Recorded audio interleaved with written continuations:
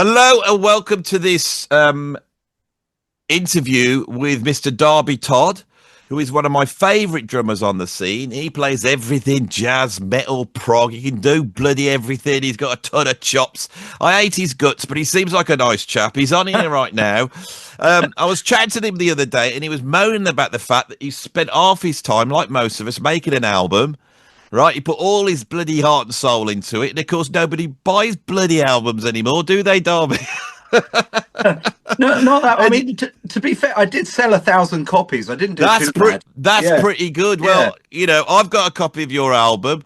If you're a drummer, if you like fusion, if you like any of that stuff, check out Darby's album because I said, well, why don't you come on the channel? I mean, I'm being upfront with you all. Darby's on the channel to sell a few more copies of his album. Could you tell us a little bit about it and the guests you've got on it?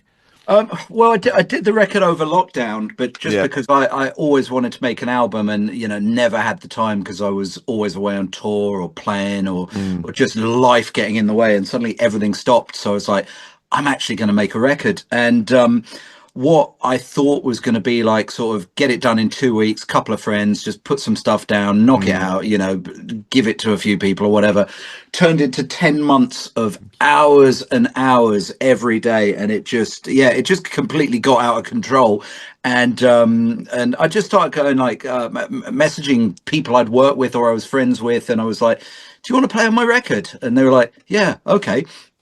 And then I ended up it almost unlike a drum album. You could almost call it a guitarist album because like the guitar players and musicians that are on it are insane, really. So I'm going to have to read it off the album because I did this like 4 years ago and I can't remember anything. I'm too Yeah. busy learning other songs. So, it's got like guitar wise, Key Marcello from Europe, Justin Hawkins from The Darkness, Bumblefoot, who did Guns N' Roses, Incredible player. Matthias Eklund from Freak Kitchen, Simon McBride from Deep Purple, Don Airy from Deep Purple, Carl Verheyen from Supertramp. I'm going to shut up. I'm just, I've heard my foot dropping names. It's an amazing album, everybody. The link is down below. The whole point of a channel like mine is I collect people together that have got taste, that like good music, good playing. That's what you lot are. There's Darby. I've done it right at the beginning. Go and check the album out, and if you like it, buy a copy, because if you don't, this won't be here anymore. And that's what we're trying to do, is save some decent music, decent players, because the world out there, they don't care about us drummers anymore, do they, Darby? They've got bloody drum replacement and quantization. They only want us live, don't they? I mean, to be fair, I do a little bit of that as well. But yeah, no, you've got a point. People don't value music anymore, or at least people under a certain age. And it's not necessarily their fault. It's just how the world around them became. So it's like if you've got no concept of you had to go to a shop and buy something or save up for it, why on earth would you do it? So it's it's a shame that our art has kind of people don't think that it's worthy of investing a bit of money. Yet we all go to Starbucks every day and knock £7 out on a frappuccino. So yeah, go buy some people's music that you enjoy. Yeah, especially Darby's. Because the thing is, I want to make, if this works, then I mean, this is serious here. If I can actually sell CDs, I think musicians out there will go, actually, why am I bothering with the magazines? Why am I bothering with this? Why am I spending a ton of money going on tour? What I really need is to go to the YouTubers, but the YouTubers have got to find a way of selling it. And the way to do that, I believe, is wrapping it up in a good story. Yeah. And I think you've got a good story to tell. So shall we start right at the beginning? How long have you been playing the drums? And I also think I've got a good album as well. Yeah, I look, the reason I know Darby is because in lockdown I didn't know him, but he was coming up my feed and he had all these ridiculous guitar players dropping solos on all my favourite tracks by Billy Cobham. It was just amazing. And I was watching what you're doing and then I've been following it. It's a fantastic album. It's a fun album. It's a serious album. And you've got other drummers like Marco Miniman on there. I mean, what's he doing on there? Well, because, I get bored of listening to a drum album where every song's got a drum solo. And it's just like, right, I heard you do your 5 chops in the first song. So why don't I want to hear like slight variations of them again? And that includes me. I'm in that bracket as well. So I thought, you know what? I've got a drum solo in this song, and the song felt it needed a drum solo, not another one. So I just thought, you know what, I'm going to get someone else to like trade fours with me just for a bit of a laugh. So it's just not me spurting out my crap. And I sent Marco a demo of the song, and I put my little bits of drum solo in, and I said, "Oh, hey, have a listen to this. Do you fancy, trading fours on it?" And I woke up the next morning, and it sent me back a wee transfer full of files, going, "Is this all right?"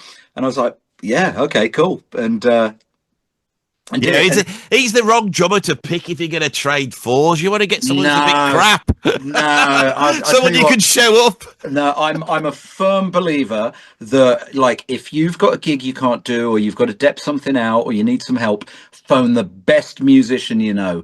Honestly, if you dep your gig to someone that's better than you and you don't get your gig back, you need to practice harder, and you weren't good enough. So I think always call the best people you know. And Um, kids, that's how you get good. It's that sort of attitude. I never did that, mind. I would always get someone who's a bit rubbish. It was just had to gauge it just right. is it, So they could play the tracks but didn't have the feel. That's a yeah, yeah. bit Is that rushy. is that why you never phone me?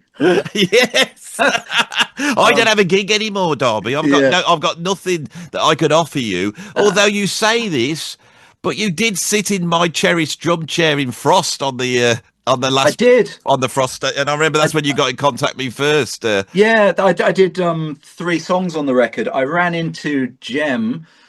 Can't even remember where I ran. Oh, he saw me doing a little jazz gig in Tunbridge Wells and just phoned me a few days later asking me if I wanted to do some stuff. And then I'm on three tracks on that album, which I'm quite pleased about. I think it's a good record.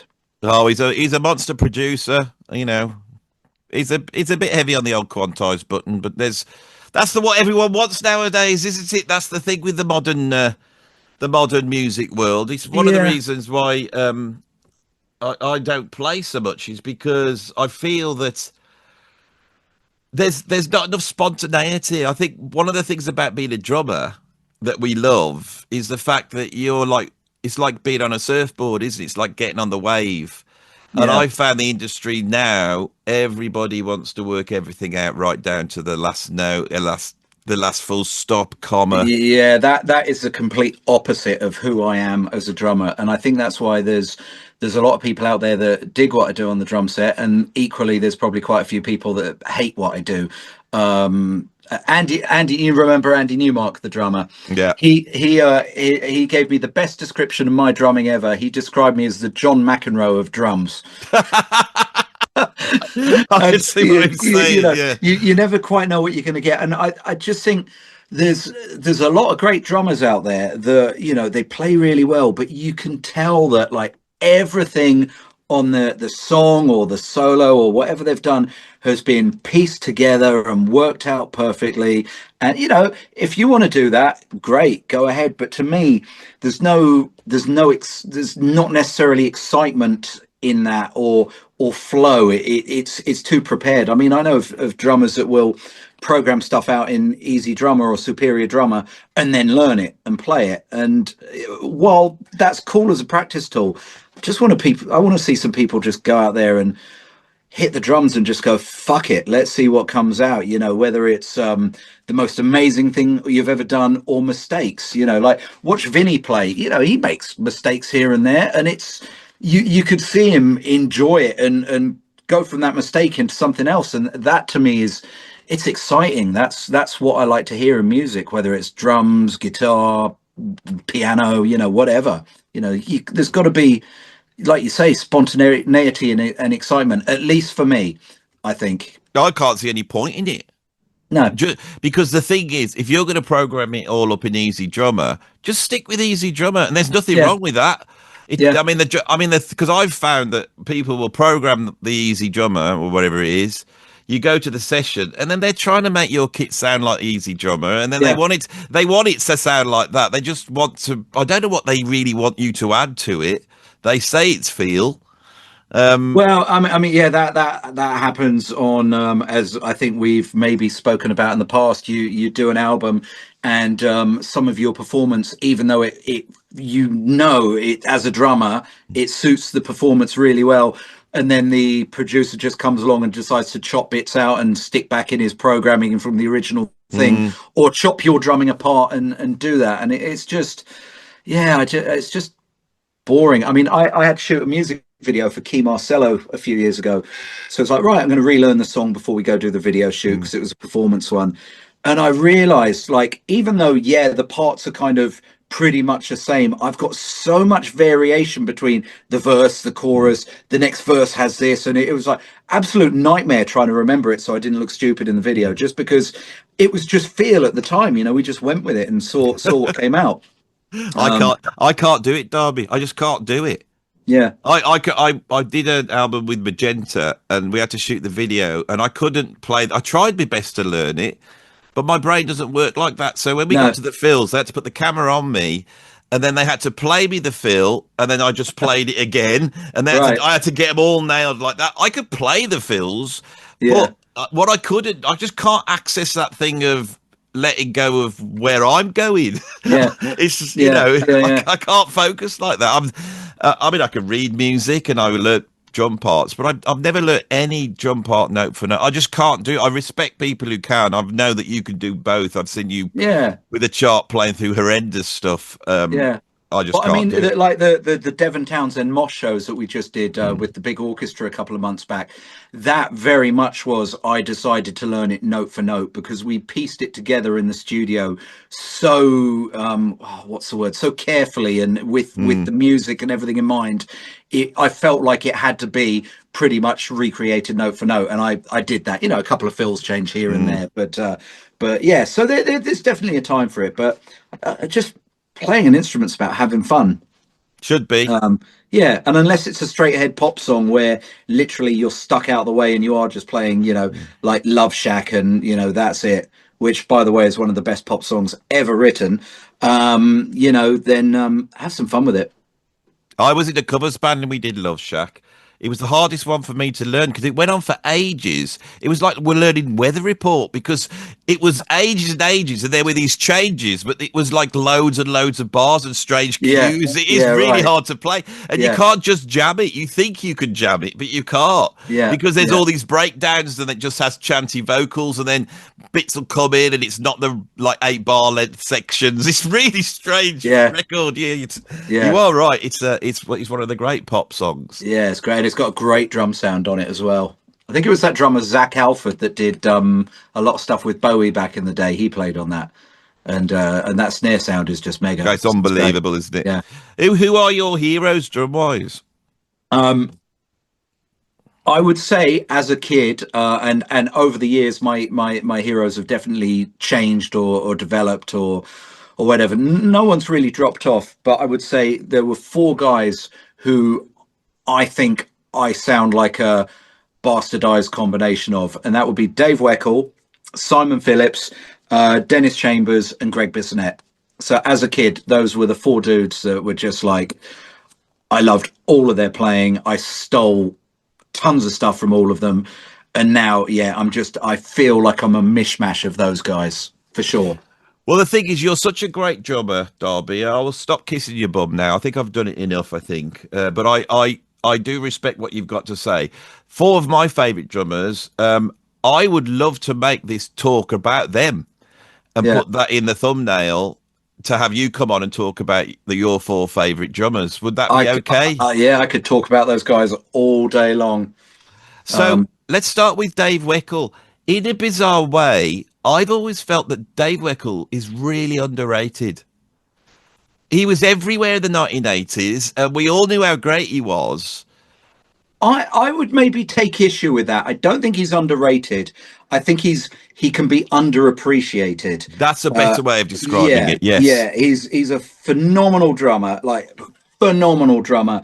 But then typically, you know, when someone's good at something, you get all the keyboard warriors coming out going, yeah, man, but it's got no feel. Oh, it's too wooden. It's all this. I'm like, piss off. No, it's not. It's Dave Weckl. He's amazing. And what I really like about him as well is he's really evolved over the years. You know, he's definitely, you know, changed how he plays, and totally. and all of that. And But no one knows how hard that is to do. yeah, And the more chops you've got, if you've got Weckl level chops and you've established yourself in that way, yeah, to go and then change your technique from the ground up. I went to one of those clinics when he'd come back. You know, he didn't actually stop playing, but he readjusted his hands, and I went to those clinics, two of them, to yeah, hear what he had to say. yeah, And then I went through a period of readjusting my hands, completely inspired and taking it from Weckl.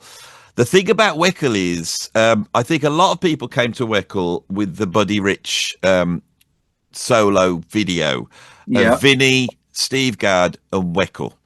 And yeah, I felt everybody sat there worshipping Steve Gadd because it was Steve Gadd. And then Vinnie came out and no one could believe what was going on. For a lot of people, that was the first time they saw him. And yeah, in the middle of that, Weckl was playing in a way which was just so beautiful. And I think that's what people have a difficulty appreciating.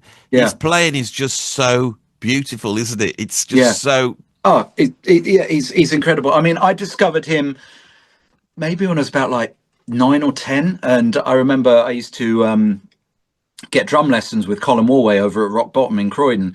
And so I'd go there, and that was back when like all the DCI videos were coming Yeah. out. And, you know, you'd see them on the screen, and I'm like, who the hell's this dude that they've got in there? And you'd see the posters. I think, what was it called? Like Back to Basics and the Next That's Step. the one, Those were his two VHSs. yeah. And so that's when I discovered him. And then someone gave me the Master Plan album, and I was just like, wow, this is insane.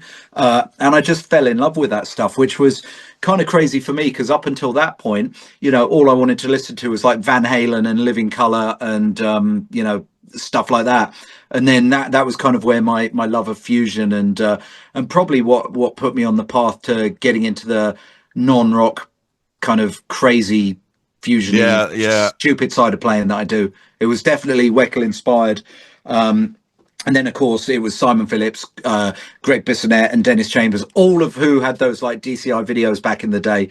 So we're talking like 90, aren't we? I think. Yeah, back then. We will get to them. And as you've mentioned, Colin, sending you some love, Colin. No one knows what that guy has done for the British jazz scene. And I believe he's not too well at the moment. Have you spoken to him recently? I spoke to him a little while ago. We've been threatening to go out for a curry together, so hopefully we're going to get that in the book soon. Yeah, for those of you who don't know, Colin Woolway, really experienced drummer, played with everybody. Then he wrote the book on learning to play drums. The drum sense. And his influence on the British drum scene is incredible. I've known players that have trained themselves to be ambidextrous by getting Colin's books and then start and just because they run so easy, you know. You just swap your hands over, and Bobby Orechka did that. He basically used the drum sense books to retrain his hands. Yeah, I mean, I was having lessons with Colin before those books even came out. But Colin was great, and he was kind of. He wouldn't hesitate in telling me where I was going wrong, or you know, pull my young ego down a peg or two when I thought I was better than I was. So you know, it was good. It was valuable. Go back to Weckl, what do you prefer, the sort of late 80s, early 90s drum sequencer, you know, ride cymbal up in the air, or do you all of it all the way through? It all has a place in my listening schedule. It all has a place. And what I'm really interested in as well, because I mean those early albums like Master Plan, I mean that was maybe late 80s, I think. Yeah, it's about 89, 90. They didn't have Pro Tools in. They couldn't chop music up. And, you know, if I do a recording session in my studio here, you know, I listen through and I go, that bass drum note, it's a bit too far out for me. I'll just fix it in like 2 seconds. But those guys back then, they didn't really fix anything. You know, maybe they spliced a chorus onto the end of a verse, you know, if they chopped the tape. But that just goes to show how good those players were back then. And I would love to ask Weckl when he makes a new album these days if he ever actually fixes anything on Pro Tools, or he just leaves it alone and, you know, just plays the ultimate take like he looks like he can do. He never goes wrong. I don't think he does. That's what Weckl has for me. He has a sense of touch that he must be going wrong, but I can't hear it because everything's so beautifully. I really do love Weckl's playing, and I had a phase where I wanted to sound like Weckl. I never did, but I absolutely love his playing. And when he went off and sort of changed his hand technique, and he came back. I loved his playing even more. He seemed to have got a heavier, more like New Orleans funky groove, which nobody seems to appreciate. That guy is up there. You know, that Keith Carlock, incredible. Weckl's exactly the same. Have you ever met Dave? I've kind of met him a couple of times when I've been in the same room as him, but Same here. we've hardly said a word. You know, he wouldn't know who I was, I don't think.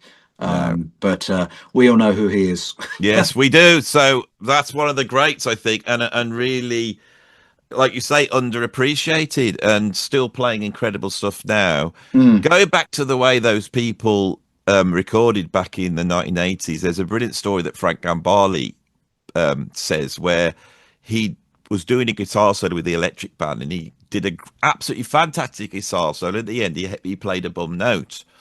And so he goes in and he says to Chick, he says, I like that solo. I'm just going to go in and fix that note. And Chick goes, why? And he says, because I didn't want to play it. And Chick turned around and says, well, why'd you play it then? And it's a different mindset, isn't it?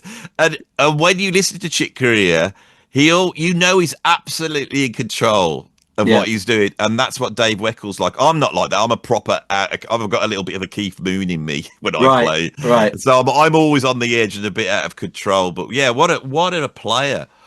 Well, you mentioned Chick Corea, and I'm going to jump in and just bring another drummer into the fold who did that gig. Who, I think is maybe a bit underappreciated. I would say he's underappreciated. I'm sure he works all the time. Gary Novak. That guy is killer. I know. He smacks the hell out of him. Darby, you know about drumming. What the hell's he do with his left hand? It's just full on, isn't it? Yeah, it's just always on the go. I have got a practice pad here. All I do is practice. That's what I want. Gary Novak's left hand. Yeah.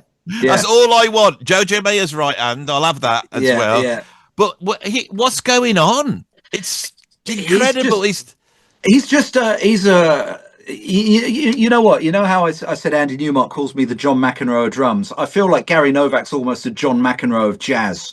Yeah. He's just like, he's so offensive and amazing at what he does, but it's just his playing is offensive in the best possible way. I love it. It's brutal, and it's God, he's good. Yeah, Paint the World by Chick Corea. That album it's probably one of my Desert Island discs. That record, the playing on it is just phenomenal. Absolutely phenomenal. And he was so young when he did it as well. I think he was in his 20s. Just makes me want to quit. Well, everyone does what they do, don't they? And the stuff you find easy that other people will look at and go, God, how are they doing that? And then other people have, and that's what makes the world go round, isn't it? If everybody was the same, there would be no drummers anyway. So exactly. I say that to myself, but it doesn't really help much.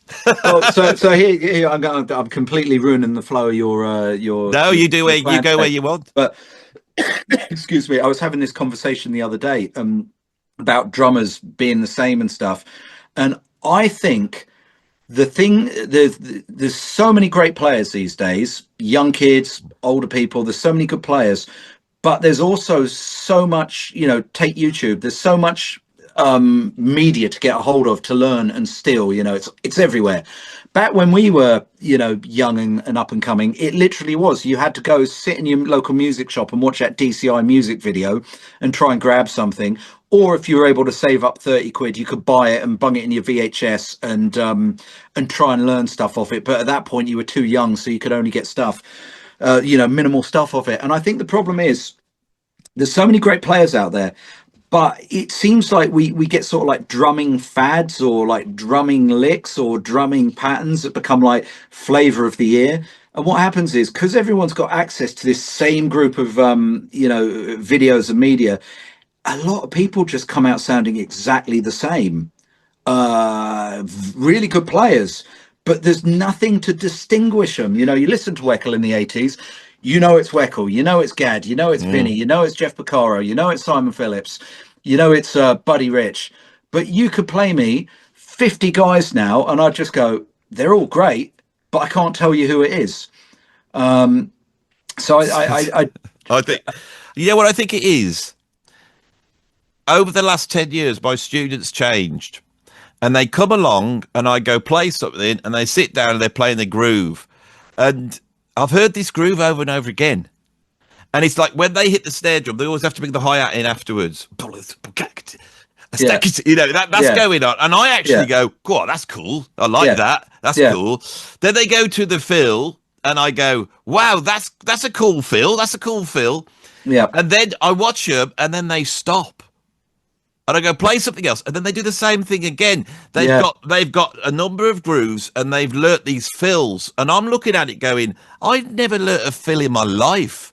No. I've approximated them. I'd watch Vinnie or Weckl, whoever it was, Cozy Powell, whoever it was. I'd get the basic idea of what they were doing, but I just wasn't good enough to get it exact. You know, I didn't have any transcriptions. You know, when I first started playing, couldn't read. Don't you feel like there's these like licks, and they're the approved licks that you have to play? But you don't need to get it exact. Like I was teaching a lesson a couple of days ago, and we were watching some drummer on YouTube, you know, a bit like I'm moaning about, oh, let's see what he's doing and steal it. But what we did was we go, right, there's a rhythmic phrasing of this fill. Let's not actually bother learning what the feel is. Let's just take the rhythmic element of it, and let's see what we can put around this and turn it into something else. And it's like, I remember Greg Bissonette saying that, was it good composers borrow, great composers steal, or something, you know, steal shit, but then do something with it, you know. And I think in this day and age, a lot of people are just stealing the stuff, and that's it, you know. And it's like, well, see what you can do with something. And I always also felt that the way people think of Rudiments has changed, because I always felt that Rudiments was my business. I'm deciding how to play something, and we might play the same thing, but we might use different rudiments to play it. What was really important for me was rhythm. So I studied rhythm a lot. I wanted to play cool rhythms. Not have this rap McHugh down or this 5-stroke roll or whatever. That wasn't as important, and now that seems to become really important, and then people will measure you by that. But in the end, the audience don't hear the rudiments, they hear the rhythm. I completely agree with you. I always think of, and again, I do this with students. If we've got a phrase that we want to play, and you know, like get it, get better, you know, even something simple like that. Well, we can play it, you know, as it is with no notes, or we can go, well, what is the rate that we're playing here? Okay, it's 16th, so we can start putting the accents over the 16th, and we're learning rudiments and then forgetting what they actually are. Oh, Darby, that is it. You've just hit the nail on the head. Yeah. And I got that from when I first started playing. Bizarrely, Billy Cobham had a drum clinic on BBC Two. This is way back in 1980. And my mum said, "There's this drummer on." And I was into like Rainbow, White Snakes. And then I saw Billy Cobham. And somebody said, "What are you doing?" And he says, he goes, "I'm just playing singles and doubles." And I went, "Okay, that's okay." So I just set about learning to jump between singles and doubles related to rhythms, you know. And a lot of rudiments are just that. And I think all the rudiments do is allow you to phrase the rhythms and the patterns that you hear without falling over your hands. And you know, that going back to that da, you know, you can put all the accents on the right hand. Well, that means some of them are going to be singles, some of them are going to be doubles. And the other thing rudiments do, I think, is just help me when I've absolutely fallen over myself and I don't know what the hell I'm doing. Somehow I can pull some sticking off to get back out of it and nail the one. But I don't necessarily think you need to go, oh, a 9-stroke roll is exactly this. You know, learn it so you can get out of bother with other stuff, but just play. You know, unless you're a marching corps drummer, in which case that stuff's extremely important. I used to say to my students, I said, the rudiments are there so that marching drummers look the same when they're stood in a row. We take from them, but you have to take them with a pinch of salt. And I think this is the trouble as the music industry moves from a listening industry to a playing industry. Everyone's still playing the drums. That will always exist. And the internet will accommodate that. They might not be listening, except to Instagram drummers who have played it 570 times. Don't get me started about them. You know, so it's don't get me started on that. That's a whole other kettle of fish. It's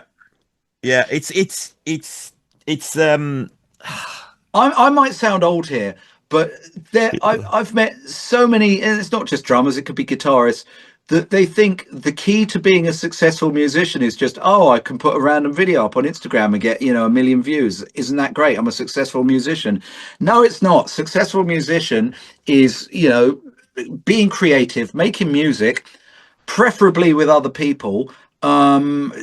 Sharing knowledge is cool, but just going, look, I've done a double flapperdoodle and I've done it on my feet and my dog's sitting on my lap at the same time to get a few extra views. It's bullshit. Yeah, I'll just write that one down, actually. Yeah. I can show you how to do that if you want. Yeah, the old flapperdoodle with dog. I spoke to a musician. I was at NAMM and I spoke to a young musician and he was like, oh, I actually I got in a room with a bass player the other day and we just had a jam and wow, it's actually really fun, isn't it? And I'm like, yes, of course it is. That's what making music is. You know what really winds me up is like the Adam Neelys and the Mary Spenders, those YouTubers who've got so big that they can actually go out on tour, and then they do videos where they just moan about it. Oh, we had to get up at 4:00 in the morning, and then we drove all the way there. And then when we got there, we had to set our gear up, and then we played. Then we had to set it down, and it cost us a load of money, And you go, yeah, and you're not even getting drunk or off your head, I'm going to take issue with you again. This is great. It's like doing an interview and taking issue with, but this is good discussion. You know what I mean? People are allowed to have different feelings on it. Firstly, I make all those same complaints when I'm on tour. Yeah. Where I would say someone like Adam Neely is, he's a great musician. He's clearly worked at his craft. He knows what he's talking about. He plays I think he plays really well. He does play really well, but whether you like what a musician does or not, that's fine. And I think he writes crazy music, but that I don't put someone like him in the bracket of an Instagrammer or something. No, he's completely different. Stuff up. And the funny thing, actually, one of my current favorite drummers is Sean Crowder, who plays with Adam Neely in that band Sungazer. Yeah, they're great. But don't you feel they need messing up a little bit? No. Yes, they do. No. So you only their music. Like I've been trying to break down some of their music recently, and it's absolutely frying my head. Yes, it's really hard. And yeah, it's extremely hard. So that's the roughing up right there. I think they're great. Yeah. I'm older than you, so I really hate anybody who's young and doing anything successful. You see, that's where I start, basically. So, and then their YouTubers are much more successful than me. So I can't stand Adam Neely.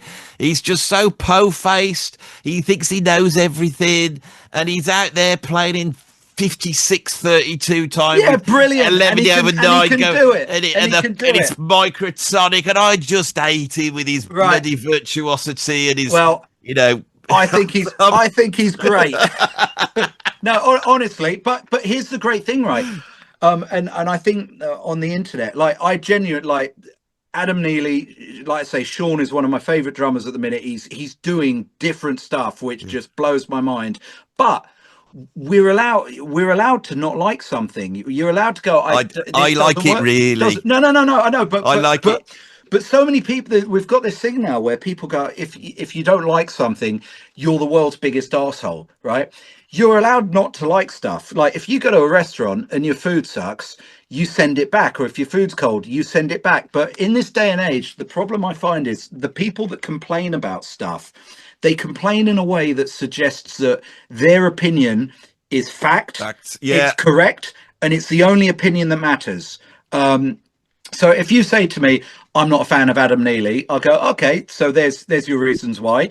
That's cool to you. But if you come out and say, I don't like something because this is a fact, and this is a fact, then that's pointless.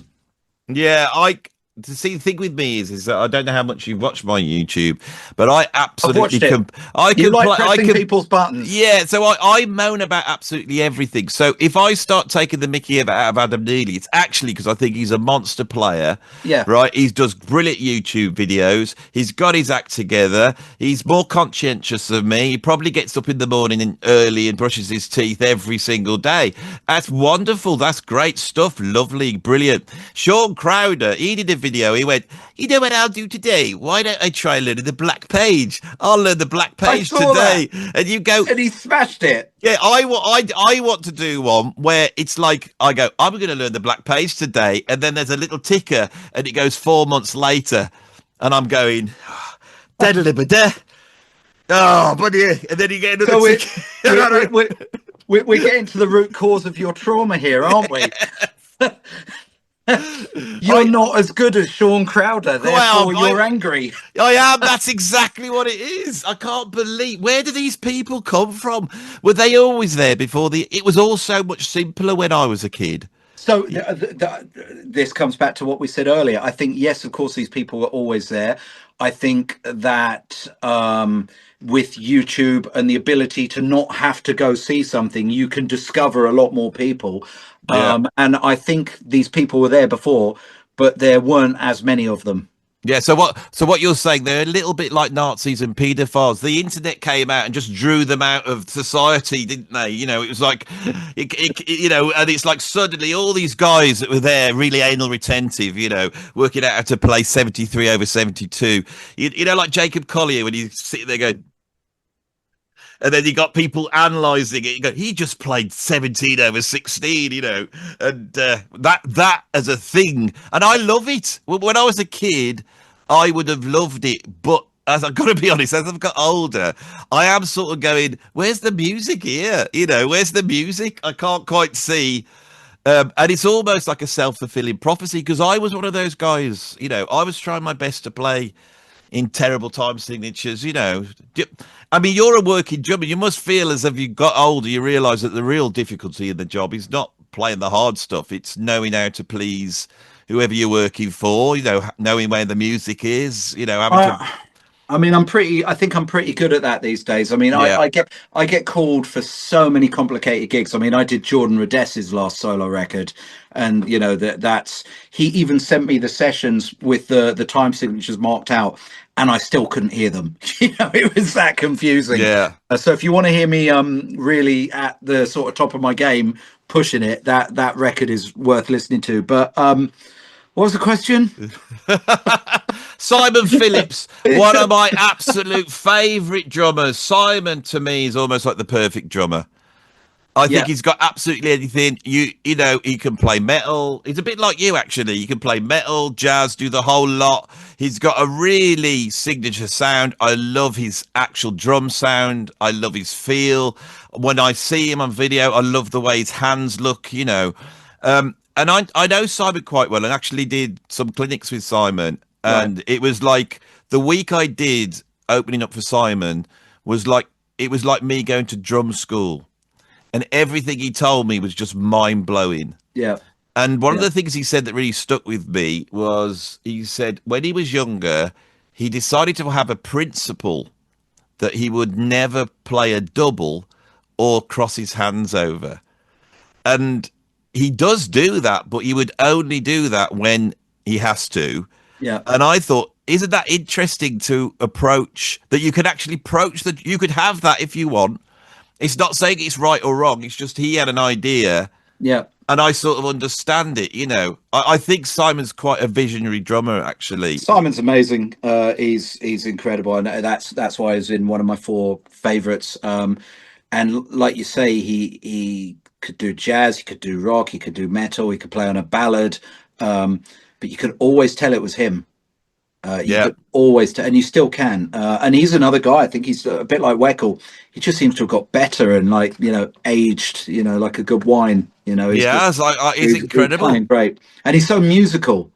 I stole so much off him, and I still do on occasion. I'll come in my studio here and go back to some of my old favorites and see what they're up to and try and steal. The one thing Simon does that annoys me, which I can't do, is he plays like groups of 3 and 4 on each hand consecutively really fast, and I'm like, how do you do that? It's so good. Yeah, I can remember I was sat backstage and he was warming up and he was doing that exercise that he's famous for. Yeah. And I said, Simon, could you tell me how to do that? And he went, yeah, I'll show you. And he said, sit down. And he gets the hands padded. He goes, I just sort of do this, a little bit like this. It's a bit of a tickle, and I was going, well, yeah, but how'd you do it? And I could see he didn't know. Yeah. You know, Yeah. well, if he did know, he wasn't going to tell me. Yeah.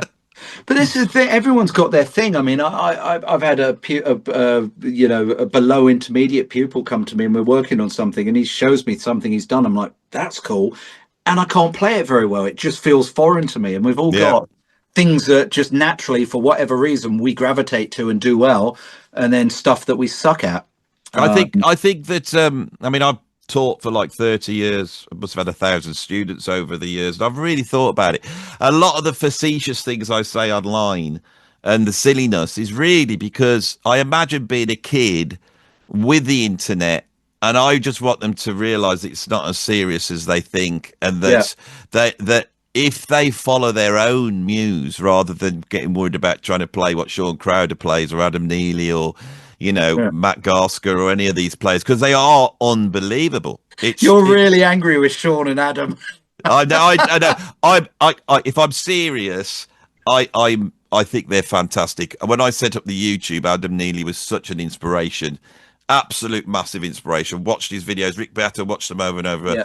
Incredible players, really knowledgeable. So it's just my style is to almost like, I know us musicians, to be a good player, you've got to be insecure. Got to be. You've got to have some self-loathing. As soon as I got the thing with you, you said you've been practicing. You don't ever feel good enough. I think you're good enough, but you don't. No. That goes with the territory. No, and I never will. Like there's a bunch of things I want to work on right now that I suck at.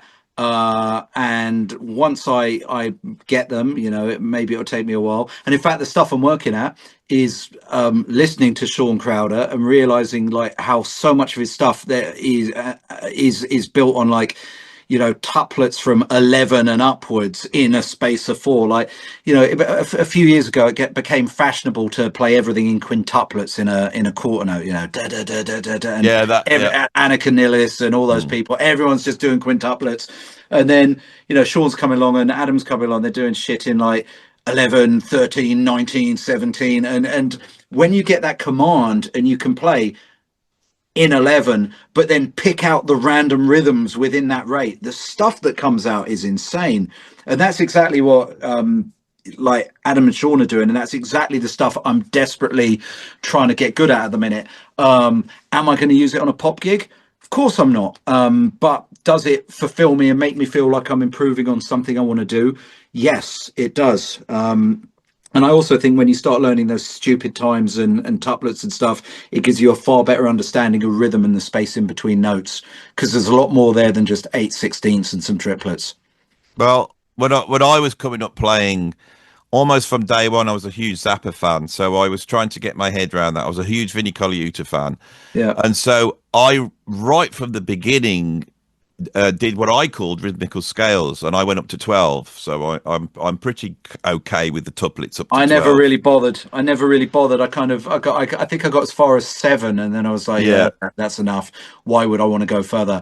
And then of course other people come along and take music further like that, and you suddenly go, wow, there's a whole other thing. I mean, I'm lucky. I've been on tour with Mike Keneally for the last 2 months in America, and he was Zappa's guitarist towards the end, and it's fun hearing him, tell us stories about the Zappa days and like listening to some of the music he writes, which I on the tour, he was like, I've got to transcribe a song for my band. I was like, I'll help you do it, because I'm really good at transcribing. I enjoy doing it.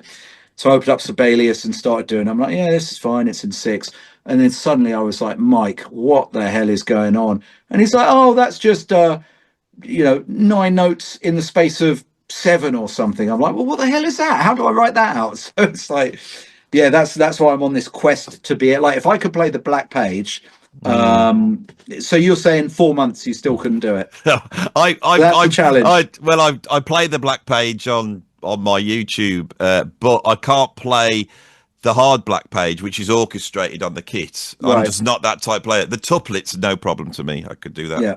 And I did do it, and I did sort of read it when I did it. I did it in about a day. Same as Sean, but I didn't play the one he played. I played the easier version. Right. But all those 11/4s, then they're not right. That was my background. I'm one of the things I was doing on clinics was superimposing tuplets on top of tuplets, you know. Yeah, like nested tuplets.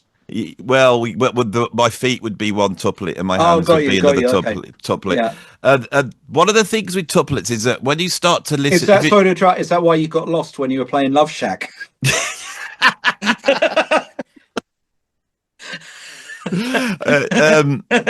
I tell you what, the thing is that I was into Vinnie, I was into Zappa, I was studying all that, and then in the late '80s, Gavin Harrison brought a series of articles out in Rhythm magazine called Rhythmical I remember. Illusions. I remember. And I remember the book as well. yeah, and I got the book, and Gavin's approach was just so different. Now, one of the things that I found very interesting with a lot of these modern metal players, they'll take something like 15, 16, but if you're dividing that up 4, 4, 4, 3, Yeah. they will put into the 4 a triplet, and into the 3 at the end, they'll put a 2. Yeah. And although it doesn't quite marry up, thinking like that, it becomes very easy to play 3, 3. That would be 11 over 15. It's like 11 over 15 is easy. Because you go 1, 2, 3, 4, 2, 2, 3, 4, 2, 2, 3, 4, 1, 2, 3, 1, 2, 3, 2, 2, 3, 3, 2, 3, 1, 2, bad 2, 3, 4, 2. And that I could do that, pull that out of the air. So one of the things I find fascinating, and this is where the Sean Crowder guys come in, is I think everyone is getting their own way of approaching this stuff. The guy that's influenced me is Matt Garsker. Right. I think he has got some really incredible concepts, timing wise. But the thing is, for me, drums was always about rhythm. I love to sit down with drummers and get into rhythms. That's what I love, and I love playing with other musicians and finding all those different ways of feeling rhythm. Yeah. I think because when you come back to just playing normal stuff, it gives you a strength, doesn't it? If if you're just playing then straight 4s. You've just got a better understanding of stuff. I mean, Garsker's amazing. I was on with Devon Townsend. We did a 3-month tour in America last year, maybe, which was Animals as Leaders were opening. Then it was us. Then it was Dream Theater with Mike Mangini. So it's like every night was an absolute lesson in just awesome drumming from both sides of the spectrum. Matt is on another level. He's great. And Mike Mangini is on a huge other level, which people I don't think really seem to realize, just because he's been bogged down in the, is he better than Mike Portnoy? Isn't he better than Mike Portnoy? And if you prefer Mike Portnoy in Dream Theater, cool, go listen to those records. If you prefer Mangini in Dream Theater, go listen to those records. But you take Mangini away from Dream Theater, and there's very few people that can do any of the shit that dude does. He is on another level, rhythmically, playing wise. Like, I've been watching a ton of his stuff recently. You know how you just give him a figure and he plays it on one hand and plays another figure on the other hand. It's insane. It's absolutely insane. That dude is a great drummer. Unbelievable. Like, a really great drummer. Yeah, no, you're so right. Nobody knows what he can do. No. When I used to teach at the colleges, I used to have a room full of drummers, and they'd be going, "What do you think of Dave Grohl, Andy?" And then the next guy go, "Oh, he's rubbish. You've got to hear so and so." And it'd be some prog metal drummer, and they'd be going through all these guys. I said, "Right, everyone, just sit down. I'm going to show you a solo by Mike Mangini, and this is years old. You'll know the one with Steve Vai and he's wiping I know the one. one. Yeah, I know the one. I know the one. And they'd watch that, and they're all going, "What? Who's this?" It's Mike Mangini. What? Why? What? I say, look, that is what people do on the drums. Now just forget it. That exists. Yeah. Go and do your own thing, learn your own thing. You can be impressed with these drummers, love what they do, but no one's ever going to get past that. No, I don't think anyone can do some of the stuff Mike does. And my feeling is, like, forget about all the Dream Theater stuff. Just listen to him as a drummer, because he's better than you, he's better than me, and he's better than all the people moaning about him. So, oh my God! I mean, obviously there's all the one-handed rolls in both hands, or there's all that stuff, but it's the sort of I saw him years ago. Yeah, I think with Steve Vai, I saw him, might even be 30 years ago. Back then, it was absolutely alien, because he had a symmetrical kit and everything was ambidextrous, and he was moving from one thing to the next. Mike Keneally was on that gig, because I can remember he seemed to, I'm sure he had a bloody guitar with a keyboard in it, and he was playing both as. Yeah. It was just, these guys were there. They were there years. I mean, Mangini and Virgil, they're the two guys for me that changed drumming in the early 90s completely. Virgil's another guy I discovered a little bit later on in life, probably early 90s, and he blew my head as well. He's just a phenomenal drummer and so committed to the art as well. Yeah, you can see with everything he does, and such a musical drummer. No one gets it. Like an incredible fusion drummer. Yeah, and he's so able to really play with heart and soul and drive solos and react. It always annoys me when technical drummers get accused of having no feel. Because the thing is with my journey, I was doing quite a lot of chopsy stuff at the end of the 90s. Tama picked me up. They got me out doing clinics. Mm-hmm. And at that time, you got Virgil, Mike Mangini. There was that guy in Australia, I can't remember his name, and he was doing insane stuff. Right. And the guy that died, he was, what was his name? Anyway, there was a number of players. And then you had this second wave come in, and I was a part of that. Marco, Thomas Lang, all those guys, then Benny Greb. Yeah. So I spent my time opening up for Thomas and Marco. It was like I'd been cursed. Spent my whole life getting some chops. Finally got to that point where I was doing drum clinics. I'm out there showing anybody what I can do, but I'm on with Thomas Lang, it's that age-old thing. You're no longer the big fish in a small pond. Yeah. It was so much of that. But the thing that used to frustrate me is I used to sit next to Marco. We would jam on the sound checks. Of course, no one tried to take anybody out. We'd just play. Yeah, and Thomas and Marco had got grooves to die for. Thomas Lang can just groove so unbelievably hard, and then all my mates saying, "Oh, you off with Thomas? Oh, he's got no feel." I was going, "Oh, bullshit." I studied with Thomas for about 3 years. I used to go to his house on a weekend and study with him, and he's definitely responsible for bringing the ridiculous element into my playing. He's got tons of feel. Just because you see someone on a specific gig and they're doing one thing doesn't mean they can't do anything else. No, exactly. This is it.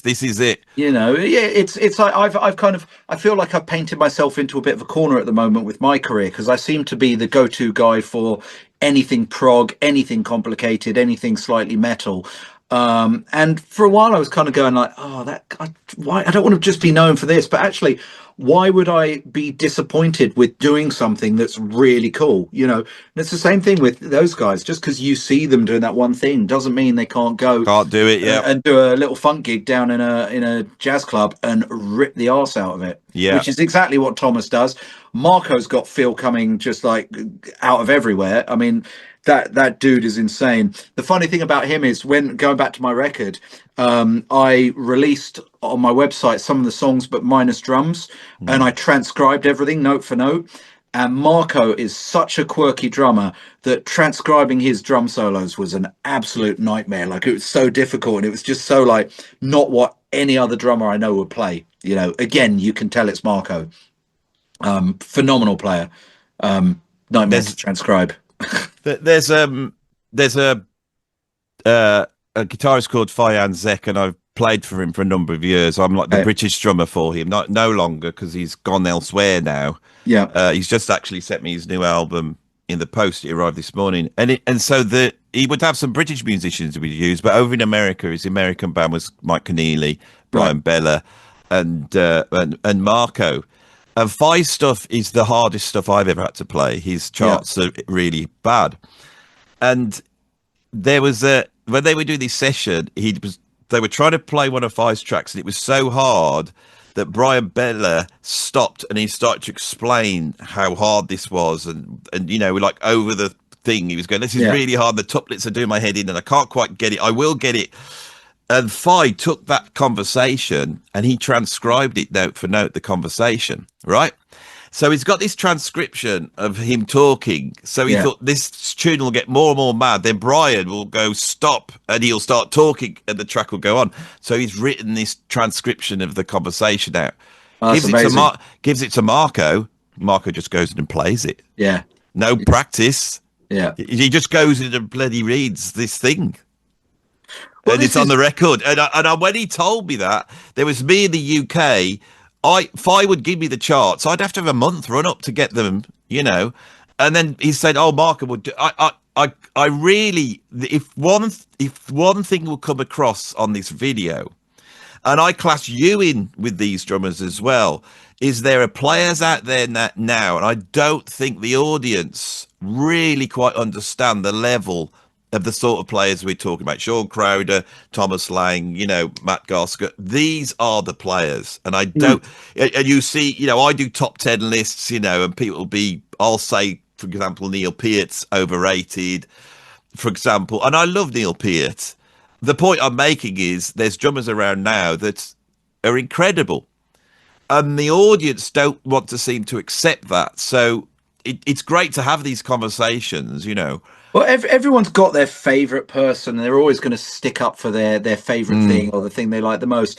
I kind of learnt something when I was younger. I think I was a bit snobby and a bit elitist when it came to drums. A bit like when you said someone come and go, "What do you think about Dave Grohl?" And then someone would go, "No, he sucks. What about this guy? He's better."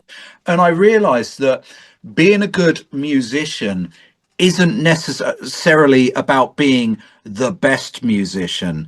I listen to some of these old records where the musicians are actually a bit not really that good, but there's something about the feel and the thing they give to that music. Take the Sex Pistols.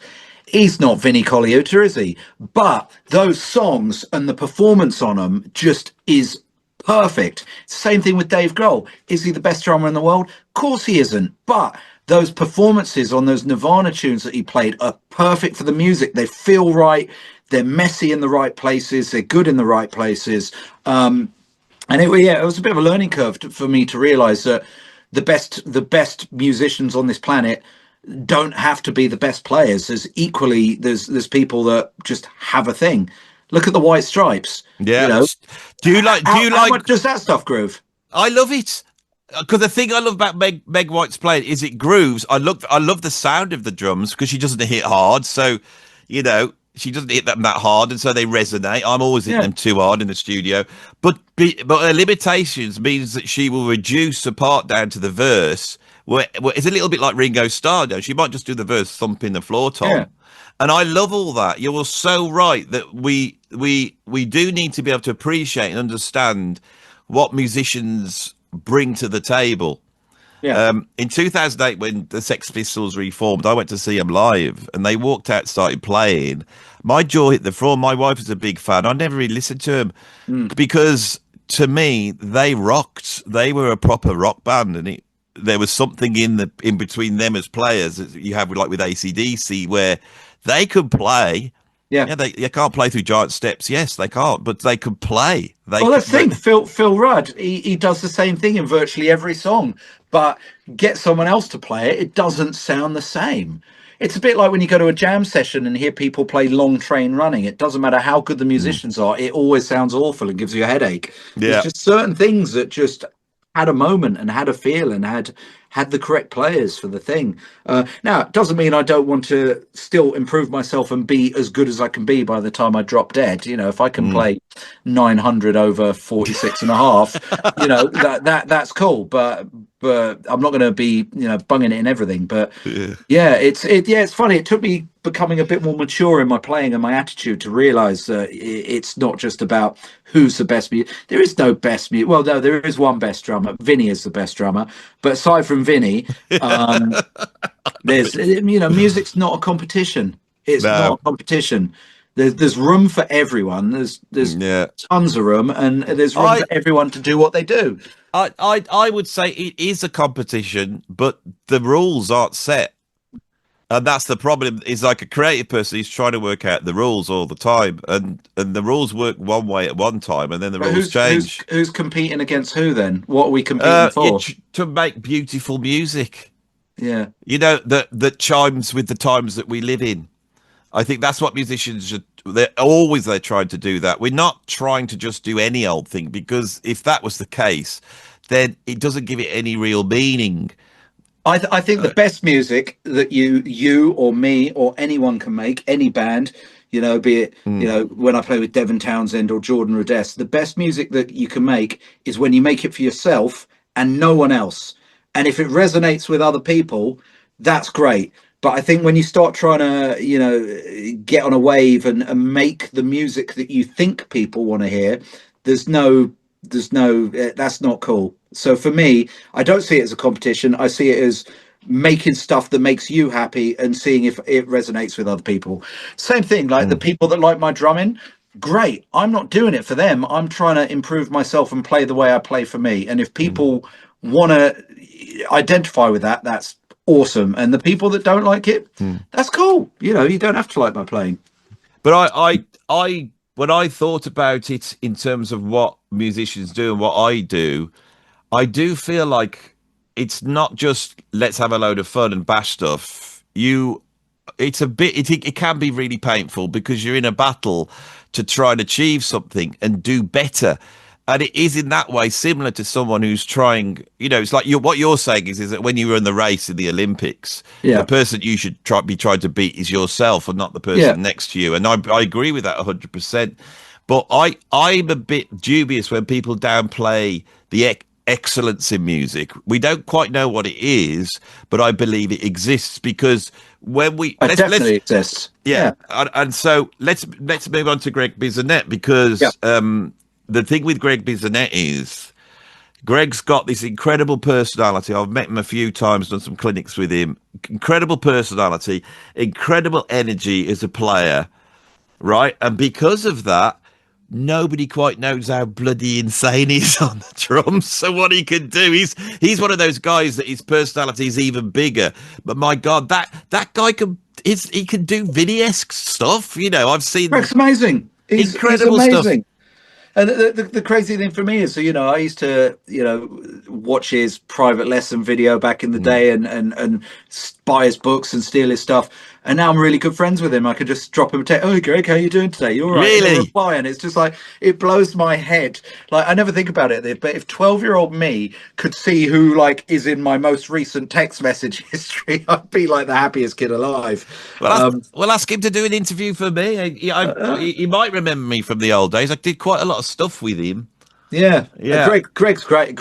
He's great. He's an amazing drummer. He's a musical drummer. He's a good dude, and he works all the time. Why is that? Because he can do whatever's required of him. And that for me was the same thing for my drumming. Like when I grew up and I did rock, I did jazz, I did whatever. I never wanted to be the guy that was in a band that when the band broke up, I couldn't do anything else.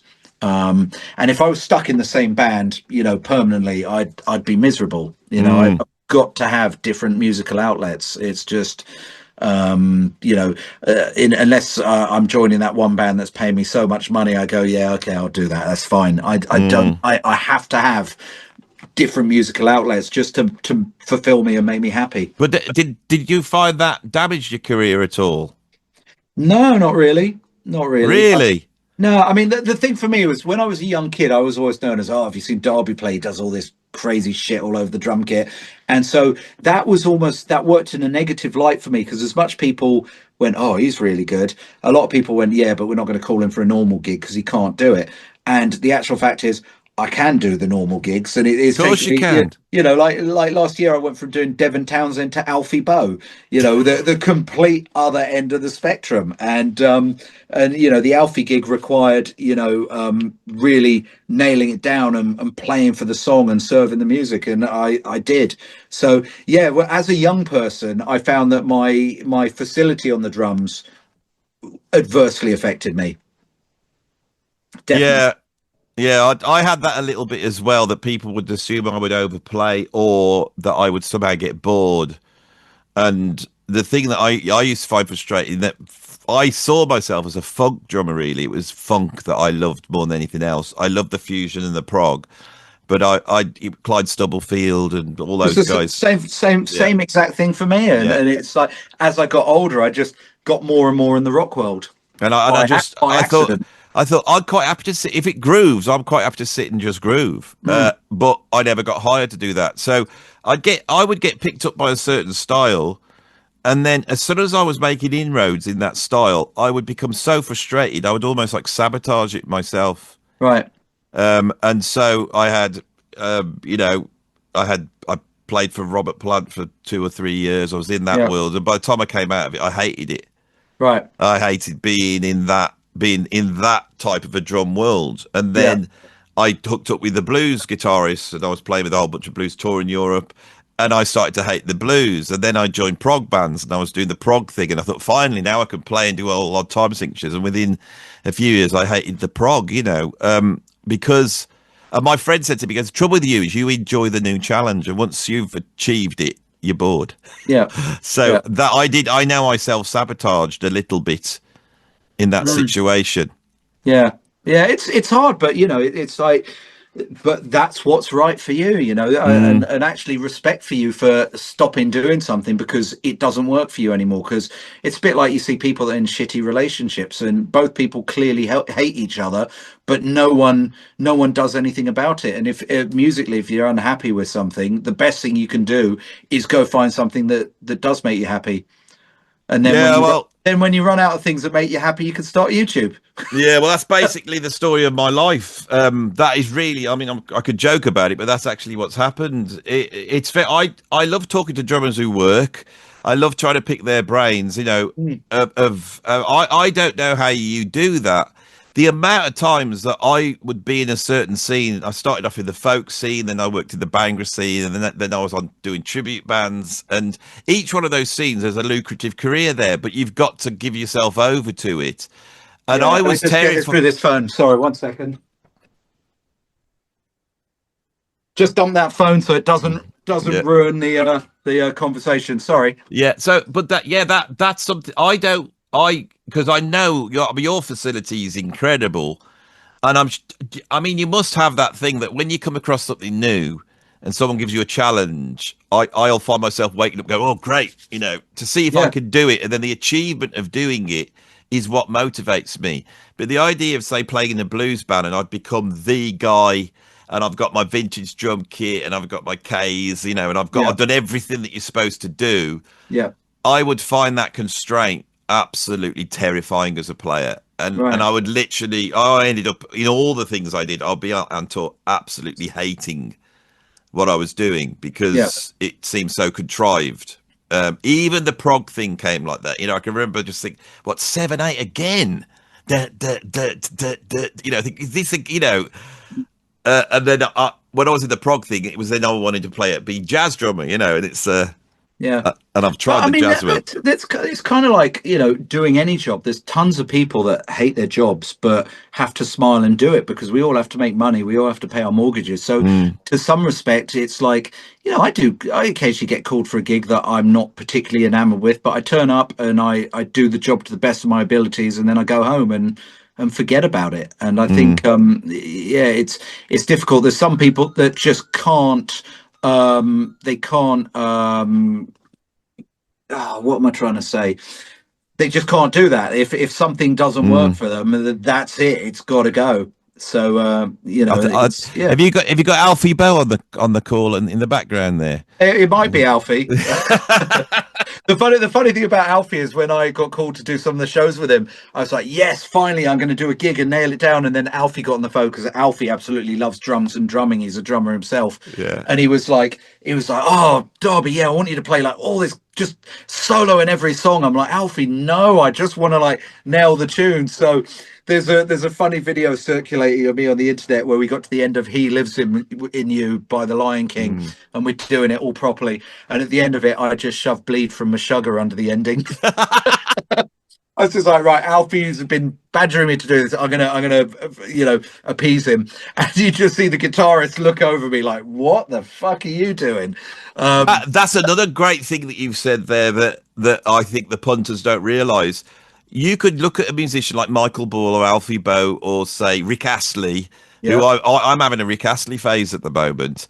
These are serious players, aren't they? And they know their music, and they don't just do their thing. They've got much wider tastes. I picked up Rick Astley's third album, which has got Vinnie on it. Yeah, and he's got a lot of the European ECM jazz players on it, and he's got Neil Horst Pedersen, that bass player that played with Oscar Peterson. And it's unbelievable. And I know that Rick Astley is exploring all these things as much as he can. People don't understand. I can remember chatting to Ralph Salmins about this, and he said he turned up for a session the other one day for Michael Ball, and Neil Wilkinson had been on the gig before, and he'd written on the top of this chart, the hardest chart in the world. And Ralph said it was. Yeah. It was so hard. Yeah. And yet the punters are just like, oh, well, that's just easy drumming, isn't it? Yeah, it's all the Dream Theater thing that's hard. And it's every gig's difficult. I mean, Rick Astley I own a rehearsal studio complex here in Leatherhead, Tweeters, and Rick Astley was here the other day rehearsing as a drummer. But he started out as a drummer, didn't he? Well, I didn't know that. Yeah. He came in because I've run into him a few times on the circuit, and I was, all right, mate, how you doing? He's like, yeah, I'm just playing drums today. And and you know he's a big prog fan. Yeah. Yeah. So I would love to get him on the channel because someone's told me, and I'd love to see if this is the case, that he's a fan of Camel. Oh, maybe. Oh, that would be brilliant. Again, I'll ask him. If he ever wants to come on my channel, I will drive wherever he is. I'll even drive down to your rehearsal rooms. Yeah. I know the keyboardist of Camel, so I would bring him down, and I would love to have Rick sing a Camel song or some sort of progressive rock song. Would be wonderful. We should get Adam Neely on bass for you. Yeah, he could do anything, can't he? And he could do a very good YouTube on it, where he comes across very, very clever. You know, because he's part of that New York set of people, isn't he? You know that they went to those jazz colleges in New York. You know the sort of people I'm on about, and they live in, and they get up and they go out, and they're in New York. You know why? You know what it is where I turned on him. He did a thing on jazz, and he says, if you don't live the life in New York playing jazz around these clubs, you're not a jazz musician, right? And I thought, you've just a rich kid that went to college and now you've got an apartment in New York, and that, right. And so I've got issues a little bit with that.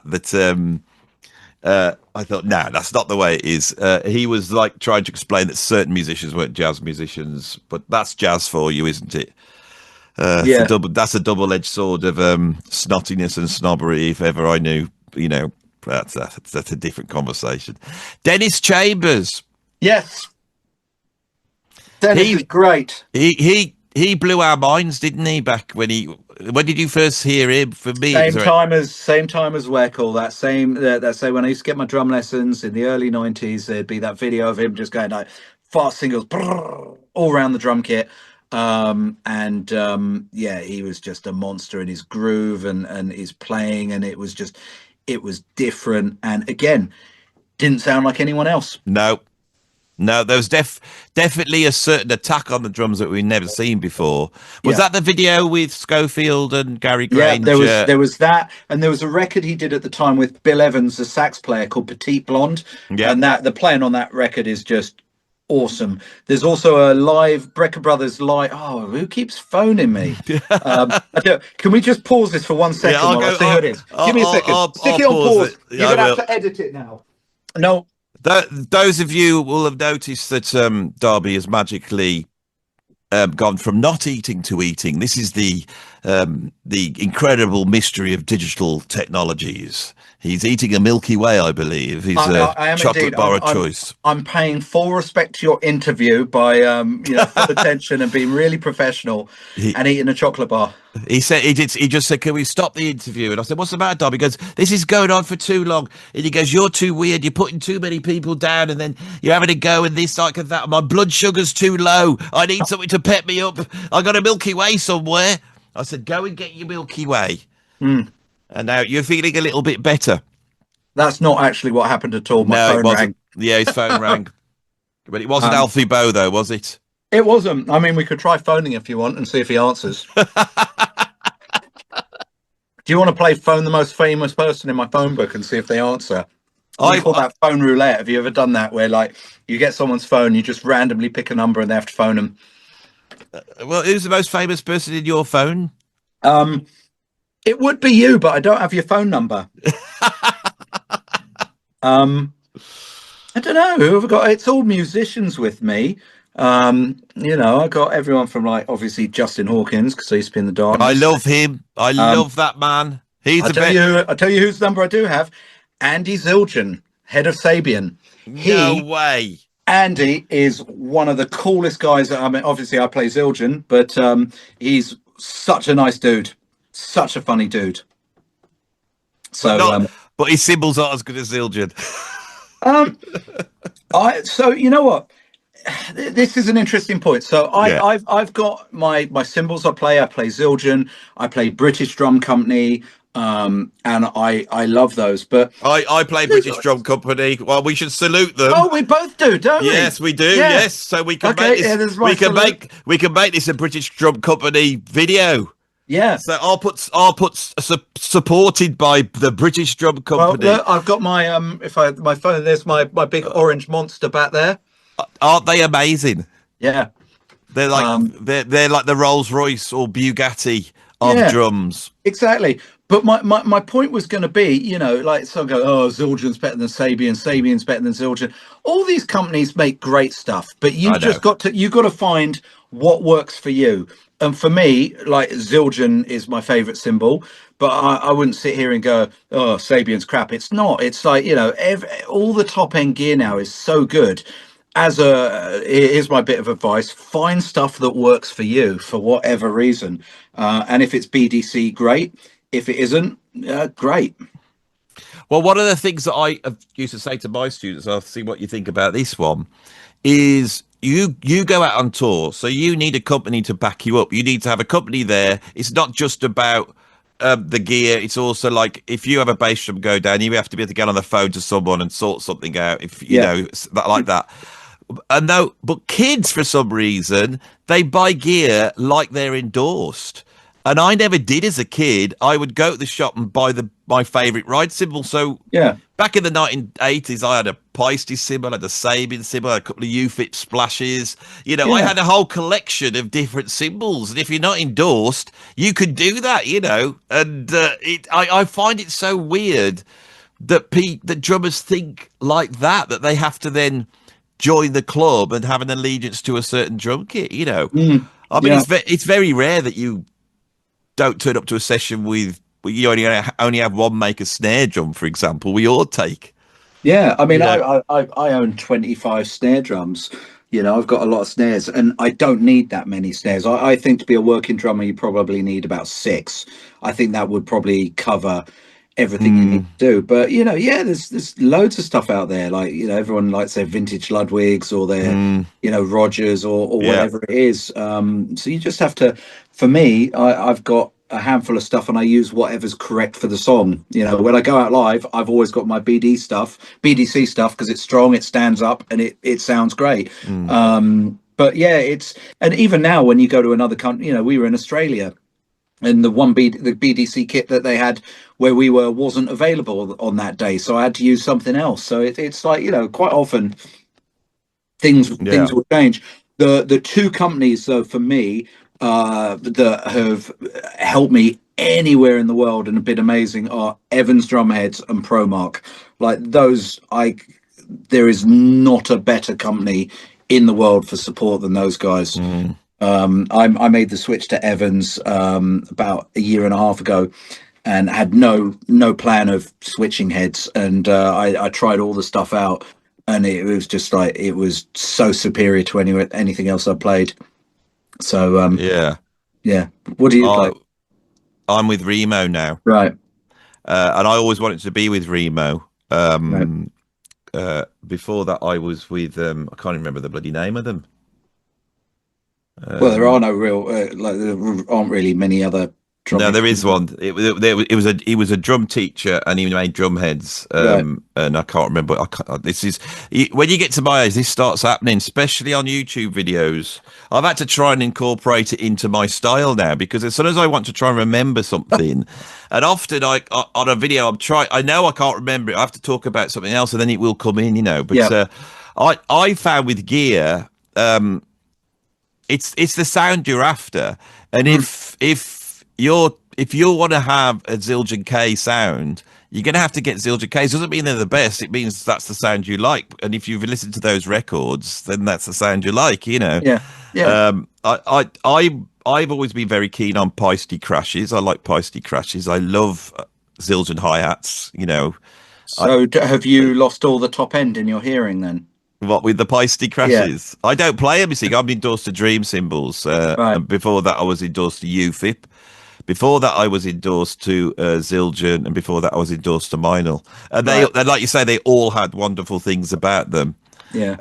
The thing with Dream Cymbals is that a couple of years ago, I had no more endorsement. I didn't really have a gig. And the guys at Dream knew me, and they basically rang up and said, a drummer like you shouldn't have some cymbals. And I said, but I can't get what I want. And they were able to talk to me and help me out and get me the cymbals I want, because I was going after a very dark sound. And that is really important to me as well, that you have a relationship. The A&R guy at Dream, he's a guy called Adam Gamage. He's Tom Grennan's drummer, fantastic drummer. I trust him implicitly. He knows the business, and he wants to help you, and he'll help you beyond the call of duty, And I often found with the companies, when there was a guy there that I had a relationship with, it was great. And then they changed, and then suddenly I didn't have that relationship anymore. So. It's. I think a lot of people don't give enough value to the people that you work with at companies, because yes, while you like gear or you don't like gear, when you've got a good relationship with someone at a company, it's awesome because they're there to help you, and that is my thing with Evans and Promart. Like Adam in Europe, he's awesome.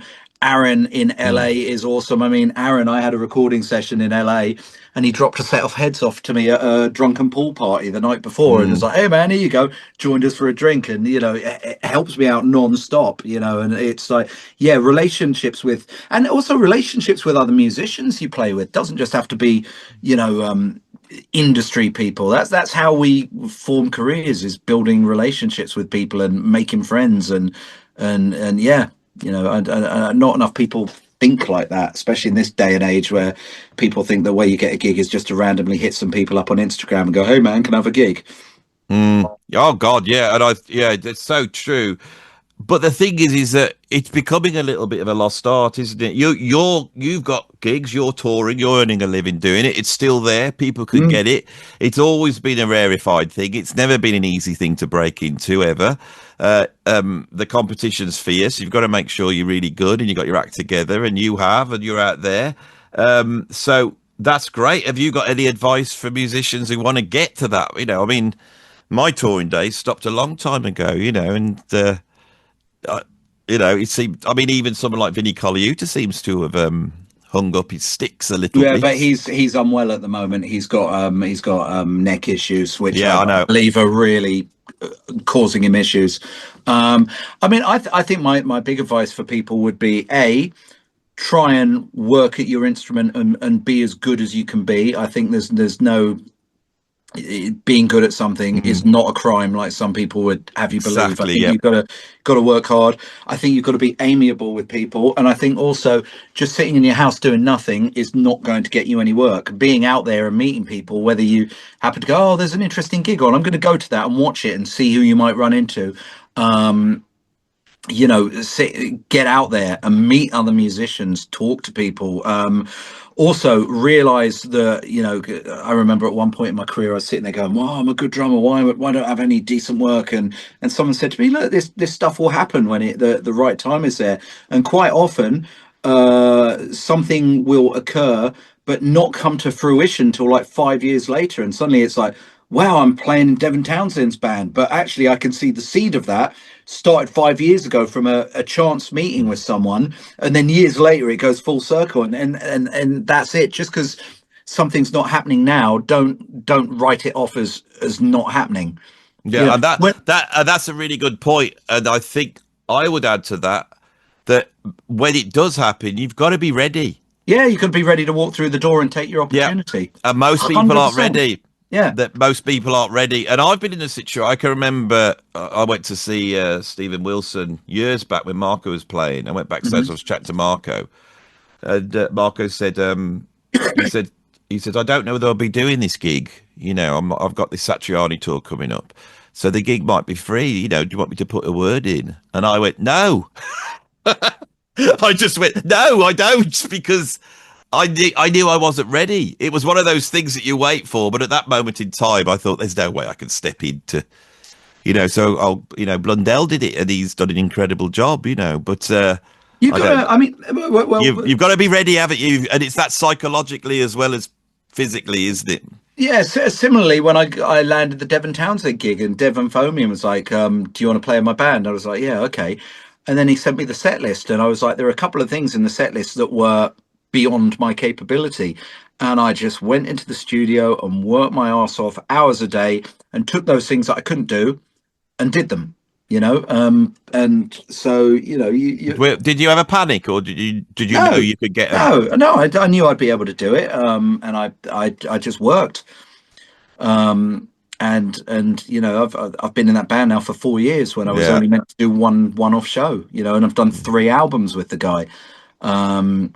So I think obviously don't say you can do something When you if can't. you know you're never going to do it. And I probably can't mention names on this, but it'll come out soon. There's a band that recently got a fairly big band that are known that got a new drummer, and they thought he was going to be great, and it turned out that his video submission was basically cheated and not correct. And when they went to make the record, it was clear after about 3 hours that it was not going to work, and he got kicked out. So you can't lie about your ability. If you're not going to be able to do something, don't ruin other people's day. Well, yeah. I mean, you've just walked into the most contentious thing of all. Is that there's a whole bunch of players out there. They got massive reputations. Then I'll be talking off the record with someone, and they'll say, "We did a clinic with that guy, or we did this," and they just could not play Yeah. because this new format for musicians, which is Instagram or whatever it is, this is completely fake. It's Yeah. just fake. And the fakery is on a whole bunch of different sorts of levels. Mm. And I think that I think that when you play, you've got to aim at being your average.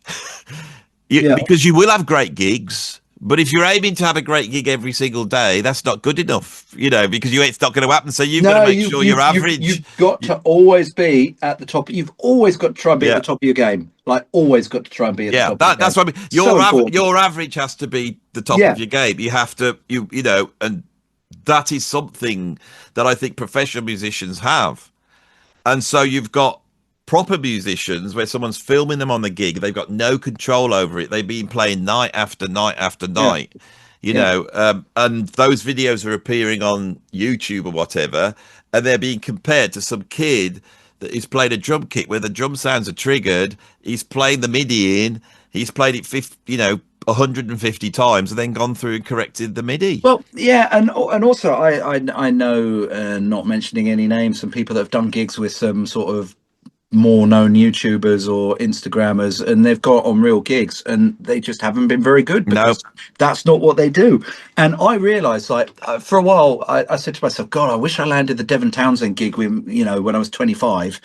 And then I thought about that statement and I realized I was not, even though I could play most of the stuff then, I was not mature enough and ready to do that gig. And actually it takes years of playing with people, not just on your own, before you start to get that understanding of what's required on a gig and how you need to behave on and off the drums. And just because you think you're good when you're young, I thought I was good.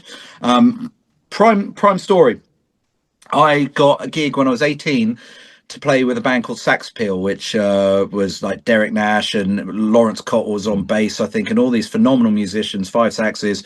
I got the call. They're like, "We need a drummer today. Can you do it?" With no one can do it. And I was like, "Yeah." So I turned up because I could play all my Chick Corea records in my bedroom and I could play. Thought I was awesome. Got on a gig in the real world with real musicians and ballsed it up. Like I was pretty bad. Never got called again for that gig for another 3.5 years. And I only got called after 3.5 years because no one else was available and they were desperate. So it's like, we're going to have to call him. And I made sure in that time that I learned how to do that gig properly so that when my opportunity came up again, I didn't just screw it up like I did the first time. And it just goes to show, playing in the real world with other people, it's not the same thing as being able to, rip a version of Spain, while playing along to a CD. It's not the same thing. Could you point towards what you did different? I studied what an actual drummer would do working in a real sort of big band setting like that. Didn't just listen to the albums and go, oh, this is a cool lick, this is a cool lick. I actually watched how the musicians would interact, how if one musician would play a phrase, perhaps the other one would retaliate with another phrase, and the interaction between the people. So when I would practice at home playing stuff, rather than, play along to the record, I would actually try and, play along to some video and understand the dynamic of the different musicians on the stage. And again, that only got me so far. I had to then go and be able to do it with people, but I got better and better. And I made sure that when I did that next show, I wasn't the best I could be, but I made sure when I did that show that it was good enough that they would call me again and they could see that I'd tried to make a difference. So I think that's really important. Really important. I had a similar thing where when I left Robert Plant's band, I had no gig, and then there was this blues guitarist called Ian Parker, and he just signed a deal, and he got this tour across Europe, and he was desperate for a drummer. They called me up, I went down, did the gig. I thought I played great. Then I went home and I thought, he's now going to call me, because all the time he's going, we're desperate for a drummer, we got this tour, right. I'm going to get the call. I never did. Then 4 weeks later, he rings me up and he said, can I have a word? And I said, yeah. And he comes over and he goes, Andy, I think you're a good drummer, but you played terrible on that gig. And I said, and he said, I didn't want to say anything, but yeah, we're desperate. And I said, I'm so glad that you've come and told me this. I wish people would do this more. What did I do wrong? This has happened twice, where someone's actually been desperate and come and said, we're going to have you. And I said, what did I do wrong? And he listed all the things. They were really easy to get right. It was just that my perception of this blues gig, coming like a fusion guy, the big thing I was doing is when the solos were lifting, I was lifting with him. So I was going off of like Elvin Jones almost, coming up underneath, and he said he just wanted it flat. But some people will like that, though. Yeah. That's the thing, and you're lucky you can do both things. I remember I did a couple of one-offs with Robin Ford, and he was talking to me saying that, he doesn't want, if he plays a rhythmic figure, he doesn't want the drummer to play that rhythmic figure with him. Yeah. He'd rather chuck the rhythmic figure out and have something else come back at him. Whereas I know other good musicians that will go, oh, if I'm doing that and you hit these phrases with me, it's the best thing ever. Yeah. So again, it's about knowing the gig and knowing what's required of you. And if you're thrown into the deep end and no one's got a chance to tell you what's required of you, then you've got to hazard a guess at what you think is going to be the best thing for that gig. Which I did wrong, and then the guy comes back and tells you, and you can go back and do it right. Yeah, I think if somebody could play and they could play, you should communicate to them, because so often drummers will lose a gig. This happened to me a couple of times with Ian. I know if he wasn't desperate, I would have just been going through life going, I wonder why I never got that gig. I was really good, and it was also, there was a whole bunch of stuff. I couldn't do a Texas Shuffle, for example. Right. I couldn't do I could do the old Picaro halftime shuffle, and that's what I was doing. And so I can remember having a week trying to get a Texas Shuffle. I could play one, but I couldn't play one like he wanted. But again, it's going to take you honing that with a live band and sort of starting to get the feel of where the notes go and how it works before you get that. But we all get there in the end, and we learn. We've got to learn from the mistakes and learn from the wins as well. Yeah, that's totally right. So what's next for you now? You're at home now, obviously doing a bit of practice, but what's the next thing for you? I'm not too sure. I mean, I've just finished a month with Devon Townsend in America. We also did this big Mosh show, which had like 145 piece orchestra before that. So I'm kind of around at the moment. So I'm back to doing my regular working gigs, from corporates to jazz gigs to whatever.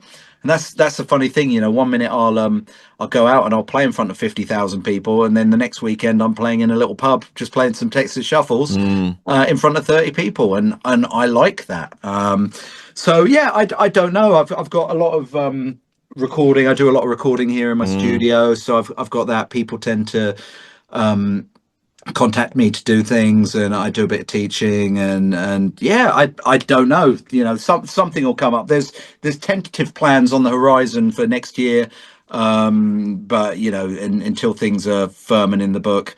Actually, no, I do have one thing. Next year I've got a big tour with this Irish guy, Noel Fitzpatrick, the super vet off telly. I don't know if you've ever seen him, and he's playing music, so we put together what?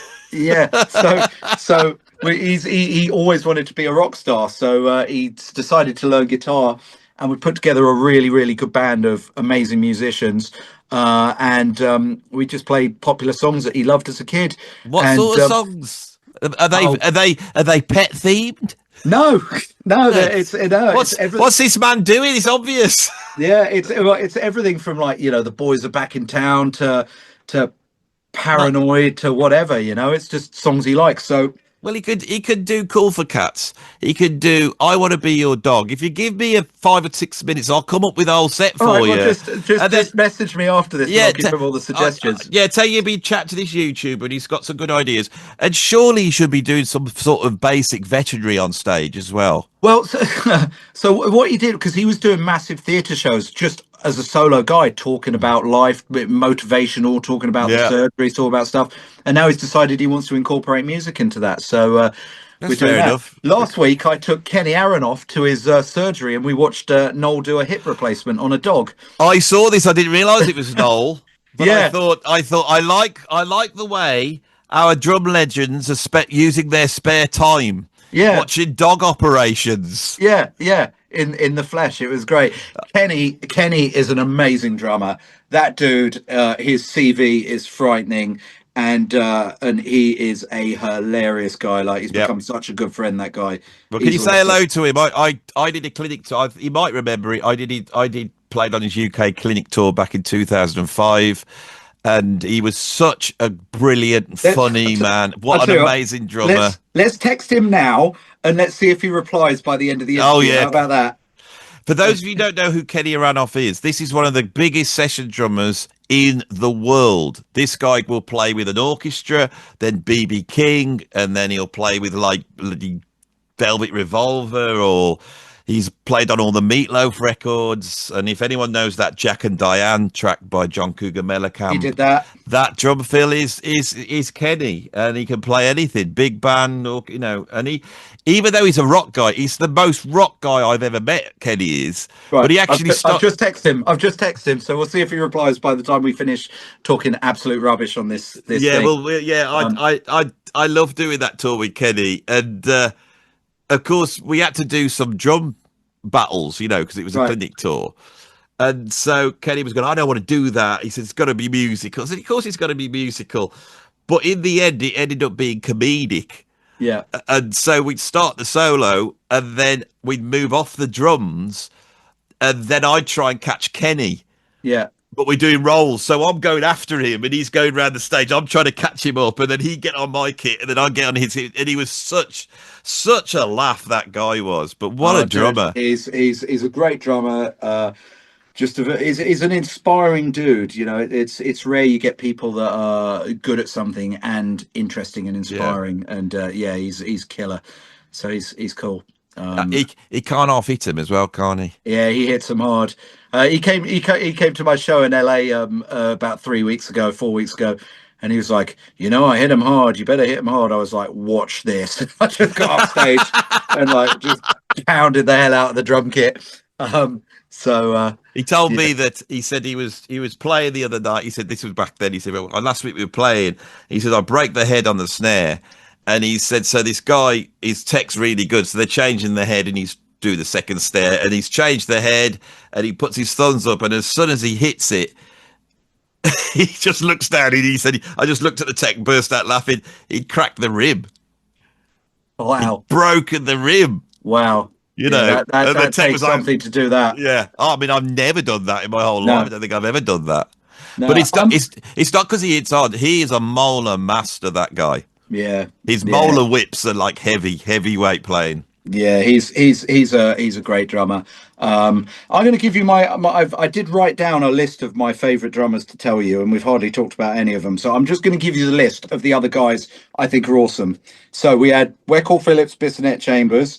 I also had Jeff Porcaro, Alex Van Halen, and Will Calhoun. 3 amazing drummers, all slightly different. Yeah. And then Virgil, obviously, and no one's better than Vinnie. No one's better than Vinny, really. No, That's what I feel like. If everyone says who's the greatest drummer in the world, I go, nah.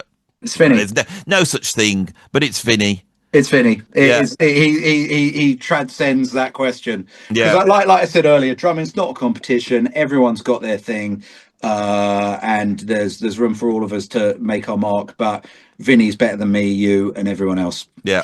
And there's nothing you can do about it. There's nothing you can do about it. Um, One of the guys that watches the channel is Dominic Miller, and I've really become friends with Dominic Miller. I know Dominic. I haven't seen him in a long time, but I know Dominic. So they were gigging, and so I went over to see him. And so I had this 3 hour hangout with him and Chris Mass, who's the great drummer he's got at the moment, Yeah. fantastic drummer, and Sting. We sat with Well, Sting. I played at the Isle of Wight festival the same day that Sting Oh, played. did you? So I sat and watched the show. Yeah, it was really good. And it was funny because all we talked about was Vinny. Yeah. And he's such a monumental drummer. And the stories that they were saying about him, it was like on any other drummer because he was a force of nature. So it was almost, from what Sting was saying, there's all these rules that apply to a drummer that's drumming for Sting. There's all these things that you have to do or not do, and you've got to do this and be able to fulfill that and maybe have this, and this. Except for Vinny, who was a complete law unto himself. Yeah. And I can remember when he was playing, I had all the videos of Vinny with Sting, and remember that Oslo concert? Yeah, of course. Yeah. And you were going, how's he getting away with this? Because it was just a wall of Vinny, you know. You could see Sting was going, we got to let him go, you know. But that 10 Summoner's Tales record, I mean, even though, you know, there's some pretty crazy shit on there, the actual playing for the songs is spot on. You can't fault a single thing on that album. Cannot fault a single thing. And the funny thing is, I didn't really discover Vinny. Like, I always knew who Vinny was, but I didn't delve into trying to work him out till later on in life. So you know, which I'm actually glad about, because now I have a much better knowledge of drumming. I can pick apart what he's doing and actually work it out. But yeah, that dude is crazy. And on the rock side of things, Alex Van Halen was one of the best. Absolutely. Yeah. There's a lot of rock drummers that don't get talked about that much. I mean, I'm a massive fan of Brian Downey from Thin Lizzy. Yeah, his drumming always sounds like miraculous to me. And you don't notice it, but he'll be sat there shuffling away, and it's absolutely, you hear the kicks and this. Yeah, Simon Kirk from Freeze, another one of my favourites. Obviously Bonham and Ian Pace and all those guys. Well, the guy that I really loved was Mitch Mitchell, because he had groove for days, and he would play these drum fills where you thought it was going to go horribly wrong, and then is he falling down the stairs? No, he's nailed the one. He nailed the one, yeah. And yeah, he was groovy. And I actually we started our tour in Nashville a couple of months ago, and Deep Purple there recorded their new record, and Simon McBride and Don Airey are both in Deep Purple, and they're good friends of mine. So they invited me down, and I went into the room and watched Deep Purple tracking their new album for about 3 hours, just watching Pacey play and through the window, and that was incredible. That dude is so good. And he's still incredible. You watch him there, he's incredible. Don Airey is an utterly monster musician, isn't he? He's crazy. Like jazz player, fusion. I loved him in Colosseum. I loved him on the early Gary Moore records. He's a Neil Murray's the same. They're fusion players that moved over to rock, you know. Yeah. I think we're just going to end up, before we go and finish off. I will give you my two and see what you think of these two. Okay. My two big inspirations, the only reason why I'm here, is Billy Cobham and Narada Michael Walden. And my favourite guy is Narada Michael Walden. Both amazing, like incredibly amazing. And just because I haven't mentioned them doesn't mean I don't think they're great. They are. They just, when I was growing up, they were not the guys I went to. Yeah. But yeah, both incredible players. And I saw Cobham play a few months back, and man, he for an old dude, he gets on the kit, he rips it. And again, you know, it's Cobham. Yeah, without a doubt. And I think Cobham, again, his stylistic approach in 71, 72 is what we have all taken on board. Everyone's got, because he was the guy that like double bass drums, lots of toms, lots of big fast fills around the kit, you know. He laid so much groundwork down, you know. It's like I could hear a bit of Cobham in Alex Van Halen, for example. I know that he's listening to him. Well, look at Simon Phillips, you know, there's so much Cobham there. Yeah, without a doubt. Yeah. So those are my guys coming up after, especially Narada Michael Walden, who I'm now friends with. It's amazing Oh, that's cool. if you really love somebody, music, and you just keep loving them. It's amazing how often you end up knowing them. Yeah, yeah, It's yeah. bizarre, isn't it? Yeah, it's mental. As I was saying earlier about my text message history, if you told me I was speaking to half these people as a kid, I'd just think it was the best thing on earth. Now it's just normal. Oh, all right, mate. How you doing? What's going on? When I was sat chatting to Dominic, and then Sting came and sat next to me, it Yeah. wasn't normal. It just was not normal. And I looked around and I thought, that Sting. I couldn't even get my head round it. I could not get my head round it. That I was chatting to Sting. Yeah, my funny Dominic Miller story was I got introduced to him at the Bull's Head in Barnes by our mutual friend, this guy Gus Isidore, guitarist that used to play with Seal and stuff. And we're chatting away, and Gus said, "Oh, this is Dominic," and I knew who he was, and I don't know why I said it. I was like, "Oh, nice to meet you, Dominic. Do you play too?" And Gus was like, "Darby, it's Dominic Miller." I was like, "Yeah, I know." Oh, he wouldn't care, Dominic. No, not at all. But no, it was just a funny little anecdote about him. But yeah, he's cool. I can remember I did a clinic once, and this guy came up to me, and he was asking me some questions, like technical questions, really humble. And I was like, "Do you play in a band?" And he went, "Yeah, I play in a band." And I said, "Well, when you get in your band, try doing this." It was really stupid stuff. I said, "What sort of your band do you play?" And he goes, "Well, they're quite well known." I said, "Well, who are they?" He goes, "Tower of Power." And I thought, you're probably better than me. Yeah. The best guys are humble, aren't they? The best guys are always humble. Of course, and you know what? If you don't know anyone that's better than you, there is someone out there better than you. There always is, and that's cool. I like finding people that are better than me because it helps me strive to try and play better. And like I said earlier, the only person I'm doing it for is me. I'm not trying to do it for anyone else. And I think that's fulfill yourself musically and technically and what you want to do, and that will kind of hopefully work well for you. Well, I'm talking to you, and I've been following you because I love your drumming. I think you're one of the best out there. Thanks, we're chatting because I mentioned you. I mean, you didn't actually make me top 10, but there was some good drummers in my top 10 British drummers. Yeah. But I did mention you, and then you got in touch because of that. And I think you're one of the great guys. I think you're going to do even bigger things in the next few years because you just got it nailed. And I'm so happy to have got to chat with you. Oh, nice one, man. Yeah, it's been fun. I just like talking, about music and drums, and it's fun. I feel like we've only scratched the surface. I've tried to create a structure, and maybe I should have just chatted and let it go. So I would like to get you back, Darby, at some point. And I think all structure we had at the start of this went out the window. It was all right. It was all Good right. luck finding a title for this video. I'm the clickbait master. You see, that's the thing. Right. I'm the clickbait master. You got to watch how you say that. But I managed to get through it, and I will find a way. Don't you worry. Don't you worry. Well, good. I'm looking at the screen now, and I realised I didn't even name my Zoom meeting, so everyone's going to think my name's iPad 5. That's the best way to be. Yeah, that's the best way to be. God, I have 5 iPads. Wow.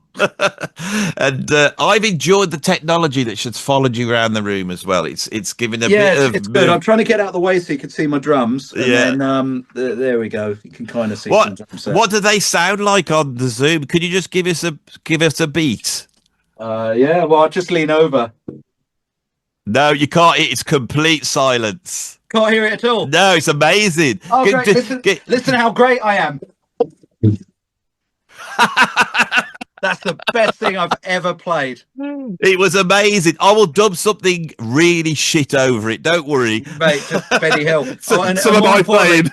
5 A's. What are you playing those for, you big girl? 5 A's. As I get older, my sticks get lighter. Like, for real. I've also been trying these things called 5ABs, which are in between a 5A and a 5B. But they're cool. But yeah, 5A's. No wonder you're so fast. I'd be as fast as you as I've played 5A's. I played 5B's. That's your problem then. Stop using tree trunks. My hands hurt. We need to get you some go faster sticks. 5A. You really play 5A's? Yeah. You know why I play 5B and I won't budge from it? Why? Because of Vinnie. Right. I saw an interview, and he goes, they were talking about why haven't you got a custom stick, and he goes, well, I've played a 5B, and that's been good enough. And I It went, just works. okay, Vinny. Yeah, that'll work. No, I'll never ever play anything else, Yeah. and that's all it is. It's like I'd feel guilty if I was playing another weight of drumsticks, but it's bonkers, isn't it? Yeah, everyone's got their thing, and yeah, I just like 5As. Yeah, the Promark rebound ones, because they do a forward one as well, which is a bit heavier towards the front, I was going which to just gives say, you a bit more I prefer the rebound ones because I feel I can play a bit quicker with them, yeah, and and so I need all the help I can get. have they got a broader neck on them? Yeah, it's just actually no. So the rebounds, the shaft at the end is a little bit. It starts earlier, whereas on the rebounds it starts later. So the where they do it, and it's actually amazing the difference you can feel. So, but yeah, I just love the feel of the rebound ones. It really works for me. Yeah, I'm playing. I mean, this is a sort of conversation we shouldn't have on air because we're right at the end of it. But I'm playing Minel 5Bs at the moment. I forgot my Right, sticks on a gig. I got some sticks, but not the right ones. And the guy right, before me had some 5Bs. You can say you can have these, and it was one of those like because I like a long stick as well because right, if I've got a habit of moving right to the back. right. It really frustrates me that I move Yeah, right to the back. So I'd like to have a long stick and try yeah. and, but this is all the drums. This is what drummers talk about. Well, we're just giving people, Yeah, fodder to laugh at as well. They do talk about stick weights and sticks and stuff like that. I, Um, I, I, I can remember this student came for a lesson once and he said, can you tune my snare drum? So I'm tuning it and I can't get a sound out of it. And he goes, what's the matter? And I goes, I think it's the string on your snare. And he goes, right, it can't be. And I said, it is. It's the string. I said, it's the string that's holding your snare on. That's what's right, causing the problem. It's not the right string. And I don't know how I knew. So I got an old drum head, and you cut like a slither out, and I made him a nice plastic one, and we put it back on. The sound had gone, yeah, and he yeah. was shocked. Interesting. He was shocked. But that is the level you've got. You've got to get into it that depth, haven't you? Yeah, yeah, yeah, yeah. You gotta work it all out. Do you know what Simon once said to me, Simon Phillips, when we were on tour? He was telling me about microphones and everything that he does. And Right, the way he sets up his cymbals is he's got those sort of cymbal arms that when they'll go that way, but when they go yeah. that way, they stop. Oh, So interesting. so he has it the wrong way round, so they can never drop to everything's like Right. that. And then he started telling me about the microphones and the microphone clips, and he's literally said to me, Andy, make sure you get the right weight of rubber. It has to be this, and then he mentioned the type of rubber. He said you can't have this rubber; it has to be this rubber to get. And I was like, "Oh my god, this is Yeah, incredible! This is yeah. like the nuclear physics of drumming." There you go. But he's obviously worked out that makes a difference with the sound. So yeah. What weight rubber was it? It Just so would. I can. Well, I know what he means. This one's too hard here. That's Yeah. like it's really hard plastic. He was on about the one that's a little bit more cushioned and Right. rubbery, I suppose. He was incredible. He got when he was playing these clinic tour. He put a microphone in the audience, right in the middle of the audience, and he had that fed into his sound, and then Right. he could anytime he's doing the gig, he could just jump and hear what it sounded like out front. Right. And it was just it was like the nuclear physics of drumming. Everything he did, Yeah. he'd worked out to the letter. It was Yeah. Well, unbelievable. it's cool. He cares about what he's doing. Yeah. So yeah. So that's very cool. That's Yeah. I wish cool. I was. I don't care about what I'm doing. I've gathered that from this conversation. No, it's been cool. I enjoy talking about this. So hopefully, there might be like one person that's made it to the end of this, which is we've been going for like 2 hours. You do know my followers are nuts. There will be more than one at the end. If you're at the end now, right? What's the secret word? Darby, provide the secret word for us. Buy my album.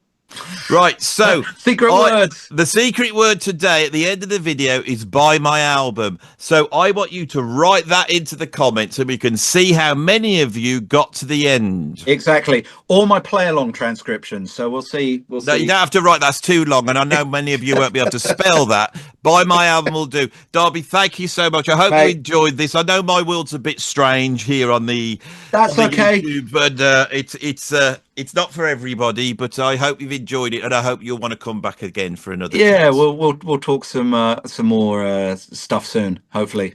Lovely. Nice. I will switch it off now. Bye, everybody. Bye. Bye.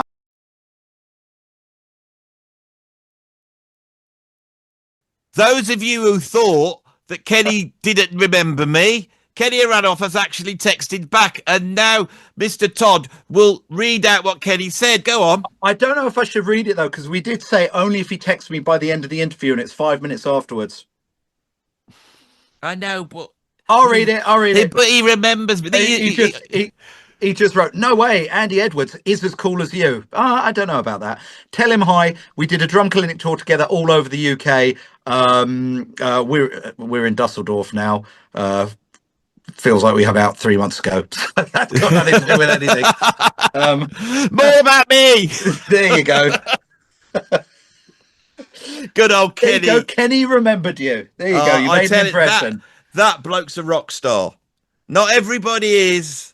Kenny's a rock star, isn't he? He's the real deal. I love that bloke. Anyway, we'll stop that. I don't know what I'll do with this.